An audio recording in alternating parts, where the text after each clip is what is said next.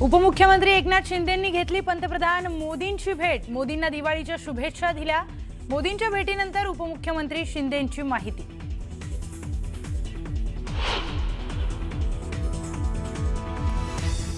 धंगेकरांना जो निरोप द्यायचा आहे तो दिलाय। महायुती मतभेद होता कामा नये अशी समज दिली आहे। दिल्ली दौऱ्यावर असलेल्या एकनाथ शिंदेंचं धंगेकर मोहोळ वादावर मोठं विधान।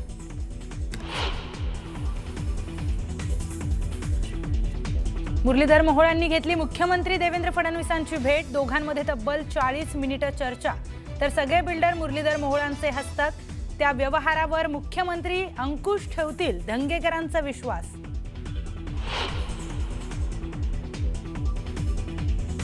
फलटण महिला डॉक्टरच्या आत्महत्या प्रकरणातील आरोपी प्रशांत बनकरला पोलिसांकडून अटक। बनकरच्या कुटुंबाचे महिला डॉक्टरवर आरोप। तर 36 तासानंतरही दुसरा आरोपी गोपाळ बदने फरारच।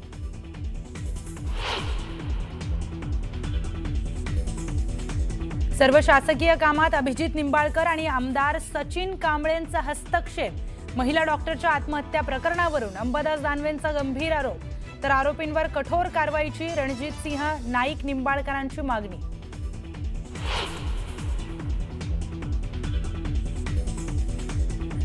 बीएमसीसाठी भाजपचं 150+ टार्गेट। 150 जागांवर उमेदवार उतरवण्याचा भाजपचा प्रयत्न, सूत्रांची माहिती। तर हा महायुतीचा आत्मविश्वास बघून आम्हाला राजकारणातून संन्यास घ्यावा लागेल, राऊतांचं वक्तव्य।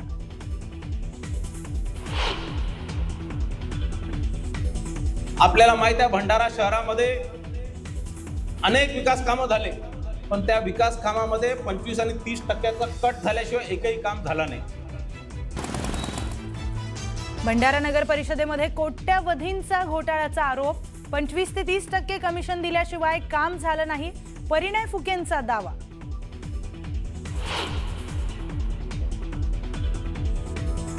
जुन्या कार्यकर्त्यांकडेही लक्ष द्या, नाहीतर जितक्या जोरात वर गेलात तितक्याच जोरात खाली याल।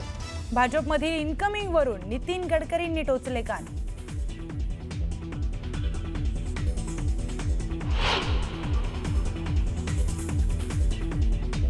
नांदेडच्या तरुणाला कर्नाटकच्या बीदरमध्ये जबर मारहाण। प्रेम प्रकरणातून तरुणाला बेदम मारहाण झाल्याची माहिती। मारहाणीनंतर तरुणाचा मृत्यू।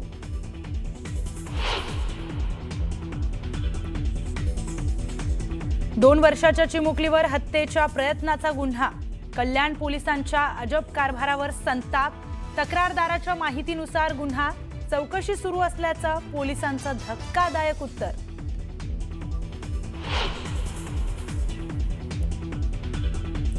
नाशिक त्र्यंबकेश्वर रस्त्यावर सुरू असलेल्या NMRDAच्या कारवाईला तात्पुरती स्थगिती। स्थानिक लोकप्रतिनिधींसह साधू महंतांनी घेतली मुख्यमंत्र्यांची भेट। भेटीनंतर स्थगितीचा निर्णय।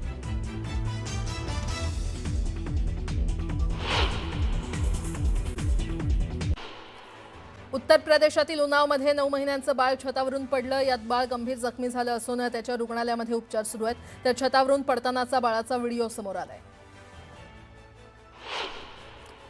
मध्य प्रदेशातील चित्रकूटमध्ये भाविकांकडून बेकायदेशीरपणे पैसे वसूल करण्यावरून 2 गटांमध्ये संघर्ष झाला, ज्यामुळे जोरदार लाठीमार झाला।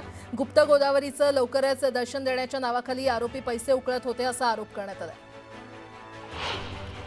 उत्तर प्रदेशातील बांदामध्ये रस्त्यावरील कचरा साफ करण्यावरून 2 गटात वाद झाला आणि वादाचं रूपांतर हाणामारीमध्ये झालं। या वादाचा व्हिडिओ चांगलाच व्हायरल झालाय। यूपीतल्या कनौजमध्ये भिंत तोडण्यावरून 2 गटांमध्ये हाणामारी झाली। या हल्ल्यामध्ये अनेक जण जखमी झाले। छत्तीसगडमधील अंबिकापूरमध्ये एका तरुणावर लोखंडी रॉडनं हल्ला करण्यात आला। याचा व्हिडिओ सध्या व्हायरल झालाय। उत्तर प्रदेशच्या बालियामध्ये एका पाळीव कुत्र्यानं एका माणसाला चावल्यानं गोंधळ उडाला। त्यानंतर कहर म्हणजे कुत्र्याच्या मालकानं तक्रार केल्यानं तक्रारदारालाच काठ्यांनी मारहाण केली। या प्रकरणी पोलिसांकडून तपास सुरू आहे। मध्य प्रदेशातील रायसेनमध्ये एका महिलेला आणि तिच्या मुलीला सार्वजनिक ठिकाणी मारहाण करण्यात आली आहे। शेजारी राहणाऱ्या एका महिलेवर आणि तिच्या मुलावर हल्ला केल्याचा आरोप करण्यात आलाय। यूपीतल्या हापूर येथील एका क्लिनिकमध्ये दिवसाढवळ्यात चोरी करण्यात आली। या प्रकरणी पोलिसांकडून आरोपीचा शोध घेतला जातोय। उत्तर प्रदेशातील कासगंजमध्ये 2 गटात गोळीबार आणि दगडफेक झाली। याचा व्हिडिओ सोशल मीडियावर चांगलाच व्हायरल झालेला आहे। त्यामुळे पोलिसही आरोपीच्या शोधात गुंतले। अहमदाबादमध्ये लोखंडी पाईपमध्ये फटाके फोडल्यानं अपघात झाला. या अपघातात एका मुलीचा मृत्यू झाला असून संपूर्ण प्रकार सीसीटीव्हीमध्ये कैद झालाय. युपीतल्या अयोध्येत पोलिसांचा क्रूर चेहरा समोर आलाय. राम मंदिराजवळ प्रसाद विकणाऱ्या दुकानदाराला पोलिसांनी मारहाण केली. या घटनेनंतर संताप व्यक्त केला जातोय. उत्तर प्रदेशातील अलीगढ येथील लाल मशिदीजवळील एका प्लास्टिकच्या गोदामात भीषण आग लागली. बऱ्याच प्रयत्नानंतर आग आटोक्यात आली. गुजरातमधील द्वारका येथील एका कारखान्यात भीषण आग लागली. अग्निशमन दलाच्या जवानांनी अनेक तासांच्या प्रयत्नानंतर आग आटोक्यात आणली.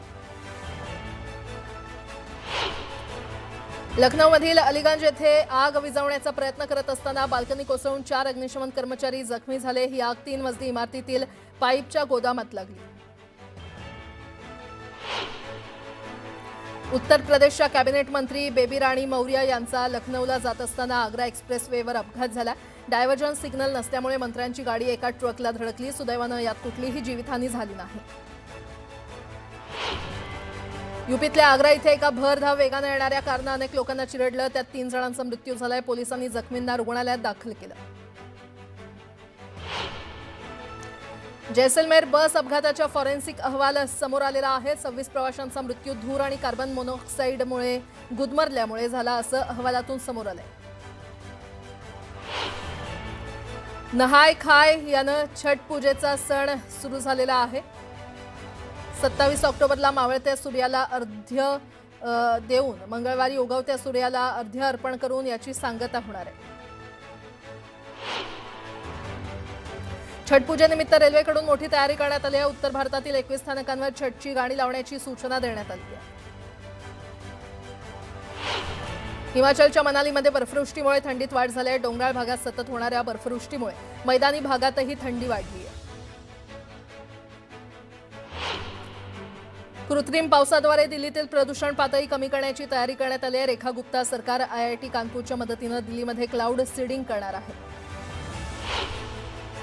तामिळनाडूमध्ये मुसळधार पावसामुळे अनेक भागात पाणी साचण्यास सुरुवात झाली आहे. थुथुकुडीमध्ये मुसळधार पावसामुळे बाओबाब झाडाच्या सुरक्षिततेबाबत चिंता निर्माण झाली. संरक्षण मंत्री राजनाथ सिंह यांनी भव्य शक्ती लष्करी सराव पाहिला, ज्यामध्ये टँक आणि ड्रोनसह भविष्यकालीन युद्ध कौशल्य दाखवण्यात आलं. इंडियन एअरलाइन्सचं हिवाळी उड्डाण वेळापत्रक 26 ऑक्टोबर रोजी जाहीर केलं जाईल. दर आठवड्याला 26,000हून अधिक उड्डाणं चालवली जातील. पाकिस्तानातील खैबर पख्तूनवा इथे दहशतवादी हल्ला झाला. 2 बॉम्बस्फोटांमध्ये 3 पाकिस्तानी पोलीस कर्मचारी ठार झाले. इंदूर मेडिकल कॉलेजच्या एका विद्यार्थ्यानं रॅगिंगबद्दल UGCकडे तक्रार केली आहे. वरिष्ठ डॉक्टरांवर रॅगिंगचा आरोप करण्यात आला. डोनाल्ड ट्रम्प आणि शी जिनपिंग यांच्यातील भेटीपूर्वी अमेरिकेनं चीनविरुद्ध व्यापार चौकशी सुरू केली आहे. ट्रम्प आणि शी जिनपिंग यांची 30 ऑक्टोबर रोजी भेट होणार आहे. ईडीनं तमिळ अभिनेते टी श्रीकांत आणि कृष्णा कुमार यांना ड्रग्ज प्रकरणात मनी लॉन्ड्रिंगच्या आरोपाखाली समन्स बजावलंय. दोघांनाही जूनमध्ये अटक करण्यात आली होती. गृह खात्याकडे फडणवीसांचं लक्ष नाहीये. फडणवीसांचं लक्ष फक्त राजकारणाकडे आहे, अशी टीका संजय राऊतांनी केली आहे. गृह खातं अजगरासारखं निश्चित पडलेलं आहे. असंवेदनशीलपणे गृह खात्याचा कारभार सुरू आहे, असा हल्लाबोल देखील राऊतांनी केला. राज्यात महिला सुरक्षा वाऱ्यावर आहे आणि पोलीस आणि कायद्याची भीती राहिलेली नाहीये. पोलीस खातं विरोधकांवर लक्ष ठेवण्यासाठी ठेवलंय, असा हल्लाबोल खासदार संजय राऊतांनी केलाय. पोलिसांचा गैरवापर सुरू असल्यानं फलटण आणि मुंबईसारख्या दुर्घटना सतत घडत राहतील, असंही राऊत म्हटलंय. महिला डॉक्टरच्या आत्महत्या प्रकरणातील आरोपी प्रशांत बनकरला सातारा पोलिसांनी पुण्यात बेड्या ठोकल्यात. मात्र अद्यापही PSI गोपाल बदने फरार आहे. त्यामुळे त्याला अटक कधी करणार, असा सवाल उपस्थित करण्यात येतो. भाजपनं मुंबई महापालिकेसाठी 150 पेक्षा अधिक जागांवर विजय मिळवण्याचं लक्ष ठेवलेलं आहे. केंद्र आणि राज्यपाठोपाठ मुंबई महापालिकेत वर्चस्व प्रस्थापित करण्यासाठी भाजपकडून आखणी सुरू आहे. शिंदे गटाला 65 ते 75 जागा देण्यास भाजप अनुकूल असल्याची माहिती सूत्रांनी दिली आहे. भाजप हा ब्लॅकमेलिंग करूनच सत्तेत आलेला पक्ष आहे, असा आरोप नाना पटोले यांनी केलाय. मंत्री चंद्रशेखर बावनकुळेंवर गुन्हा दाखल करून त्यांना सत्तेतून बाहेर काढलं पाहिजे, असं नाना पटोले म्हटले. आगामी पालिका निवडणुकांच्या पार्श्वभूमीवर भंडाऱ्यात काँग्रेसच्या कार्यकर्ता मेळाव्याचं आयोजन करण्यात आलंय. नाना पटोले यांच्या उपस्थितीमध्ये भाजप आणि राष्ट्रवादीच्या कार्यकर्त्यांच्या प्रवेशानं काँग्रेसची ताकद वाढेल, असा दावा पटोले यांनी केलाय. केंद्रीय मंत्री नितीन गडकरींनी कार्यकर्त्यांचे कान टोचल्यास सध्या भाजपमध्ये मोठ्या प्रमाणात इन्कमिंग सुरू आहे, मात्र त्यामुळे जुन्या कार्यकर्त्यांकडे दुर्लक्ष करू नका, त्यांच्याकडे लक्ष द्या, नाही तर जेवढ्या जोरानं वाढलात तेवढ्याच जोरानं खाली आल्याशिवाय राहणार नाही असं म्हणत त्यांनी पक्षाला घरचा आहेर दिला. गडकरी नेहमीच कान टोचण्याच्या भूमिकेत असतात, मात्र गडकरींनी कान टोचूनही काहीच परिणाम होत नाही, कारण भाजपमधील 60% लोक बाहेरचे आहेत आणि त्यांचे स्वतःचे केवळ 20% लोक आहेत असा खोचक टोला संजय राऊतांनी भाजपला लगावला. 25 ते 30% कमिशन दिल्याशिवाय नगर परिषदेमध्ये कोणतंही काम झालं नाही असं म्हणत भाजप नेते परिणय फुके यांनी दिवाळी स्नेहमिलन कार्यक्रमामध्ये खळबळ उडवून दिली आहे. यात करोडोंचा घोटाळाही झाल्याचा त्यांनी सांगितलेलं आहे. नगर परिषदेमध्ये आपली सत्ता आली तर त्याची चौकशी करू असा दमही त्यांनी दिलाय. सगळे बिल्डर मुरलीधर मोहोळ यांचे हस्तक असून सगळा व्यवहार संशयास्पद आहे असा आरोप रवींद्र धंगेकर यांनी केलाय. जो व्यवहार झाला त्यावर मुख्यमंत्री फडणवीस अंकुश ठेवतील अशी प्रतिक्रिया धंगेकर यांनी दिली आहे.